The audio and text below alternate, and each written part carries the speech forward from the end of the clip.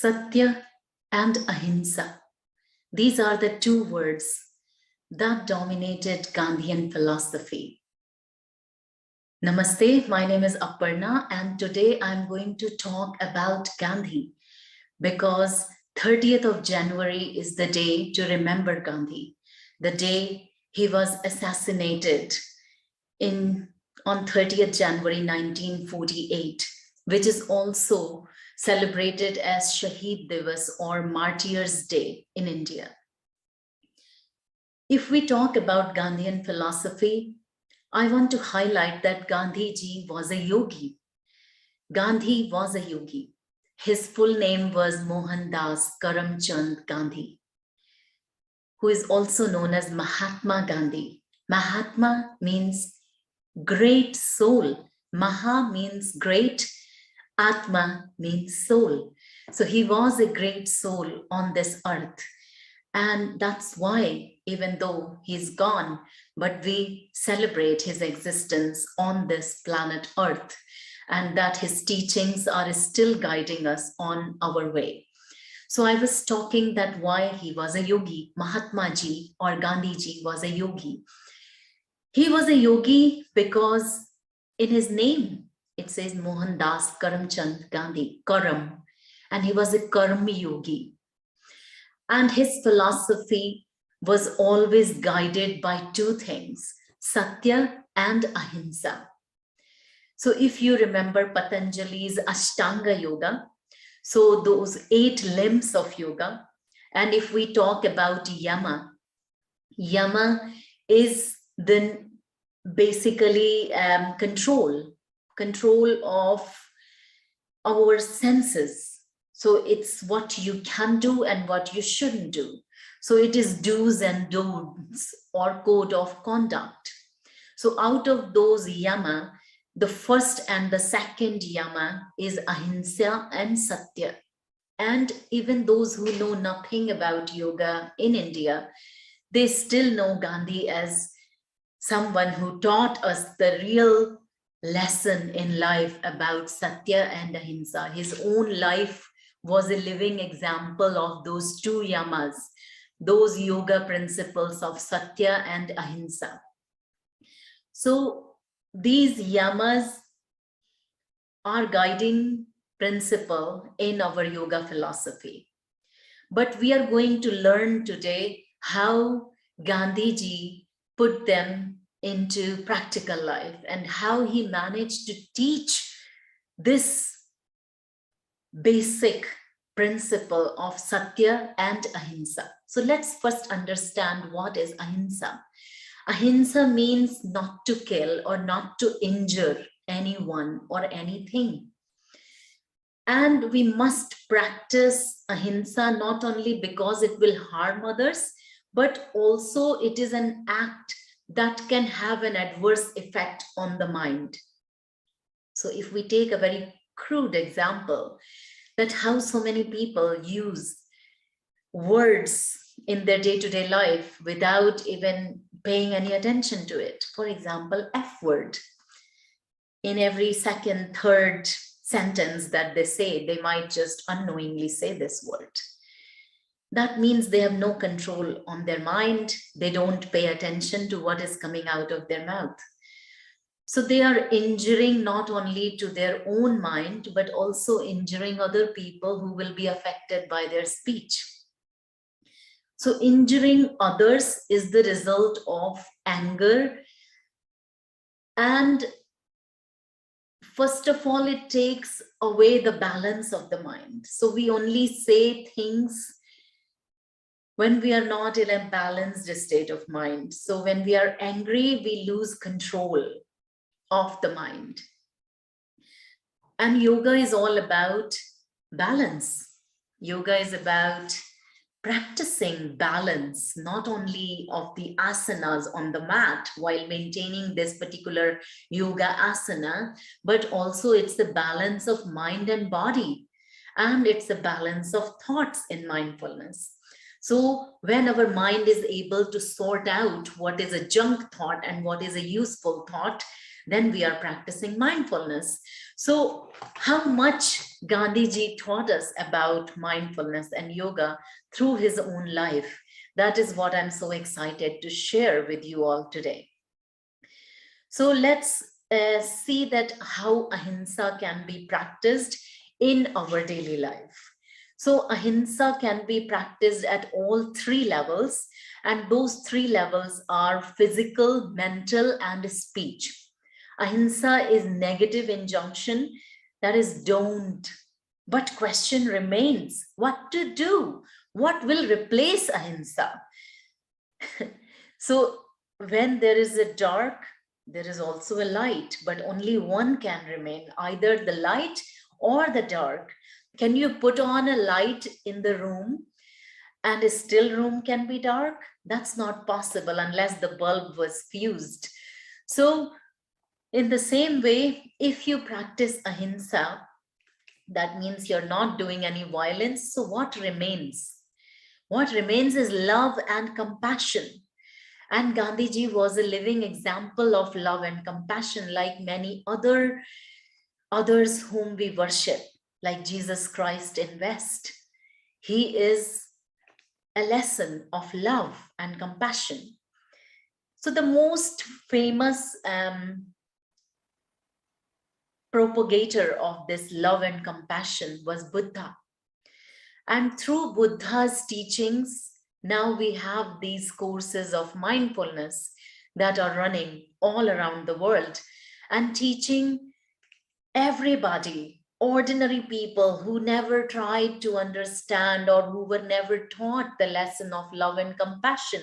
But mindfulness is teaching the love and compassion in action. And Mahavira in India is another example. Ahimsa or love is the first lesson of any religion. So if Gandhiji was saying ahimsa, we totally understand why. Dharma. So you cannot practice your dharma without practicing ahimsa. Philosophy that it forms the first step towards yoga also. So you cannot practice yoga if you are practicing violence. So you must be already inclined towards ahimsa, inclined towards Yama, ready to take charge, ready to take control of your senses. Then you come into yoga, or you become that way after practicing physical yoga. So Patanjali has indicated the final state of its mastery. Ahimsa pratisthayam tata sannidhau vairatyagaha. As a result of mastery over ahimsa, any person coming in contact with such person who has attained it will lose enmity in itself. And see this meaning through Gandhi's life. Gandhi mastered ahimsa to that level that even Britishers who were so cruel for those Indians at that time that they used to just pick up their gun and shoot people, even they lost their enmity and they had to leave India. So it was only through power of ahimsa that Gandhiji managed to get the freedom for our nation that we are enjoying so much in today's India. It has come on a cost. And now I will talk about the second yama in yoga philosophy, which is Satya. Satya means truthfulness. Speak truth and never lie. That could be just a superficial meaning of this yoga philosophy. But it's not only that. Such truth, which is full of hinsa or injury, should be avoided. So you're practicing Satya with ahimsa. So you're not going to say such truth. So very, superficial example I can give you. If somebody came in front of you and asked you, how do I look today? And Like you think, oh, they don't really look, great, especially that outfit or that hairstyle. But you're not going to hurt that person by saying that, no, you look so, ugh," so you're not going to do that. That means you're practicing ahimsa along with satya. So you're not injuring the other person with the truth that you are speaking. So in Sanskrit, we have this sloka that says, Satyam bruya, priyam bruya, na bruya satyam apriyam. Speak truth, but do not speak such truth which can injure others or may come across as a bitter truth. And also in India, there is another phrase that is associated with Lord Shiva, which says Satyam Shivam Sundaram, means Satya, which is Sundar. Satya, truth, that is beautiful and admirable, is Shiva. Shiva is personified Satyam Sundaram. So Satya is also sweet and agreeable to the listener, or at least listener is not offended by your Satya. So according to Patanjali, the mastery over truth is indicated by the fact that his speech is followed by the action. That is, whatever such a person utters becomes truth. So if Gandhiji said that he is going to bring, freedom for Indians through the power of ahimsa and satya, it did happen. He didn't know whether it will happen or not, but he had such a strong faith and he moved millions to believe in his faith. And we ultimately got freedom in 1947 for India. So in Indian scenario, boon or curse, because they were great practitioners of Satya. If they uttered a word for somebody, it did come true later on. So cultivate a habit of speaking good that contains welfare of the other person. So that was about association of Gandhian philosophy with yoga philosophy. What is the connection? So of course, being an Indian, Gandhi was a practitioner of yoga in action. He was practicing ahimsa, he was practicing satya, and he was a karma yogi. He never stopped working for the freedom of the nation. And he was also a bhakti yogi. He believed in God, he loved God. And that's how he used to sing that 𝙂𝙗𝙞𝙡𝙤𝙤𝙤, those who are dear to God. These are those people who understand other person's pain and those who feel other people's pain. I can sing those beautiful lines for you now. वैष्णव जन तो तेने कहिए जे पीर पराई जानी रे, पर दुखे उपकार करे जोए, मन अभिमान ना आने रे. Means these dear to God people understand other people's pain and still they don't feel any ego about it. They don't feel proud of what they are doing. They just do it out of love and compassion. So I'm going to read out some of the Gandhian philosophy so that you can educate yourself if you're a practitioner of yoga, if you're a practitioner of mindfulness, or you are just interested in doing good for other people, you will be moved and inspired by Gandhian philosophy.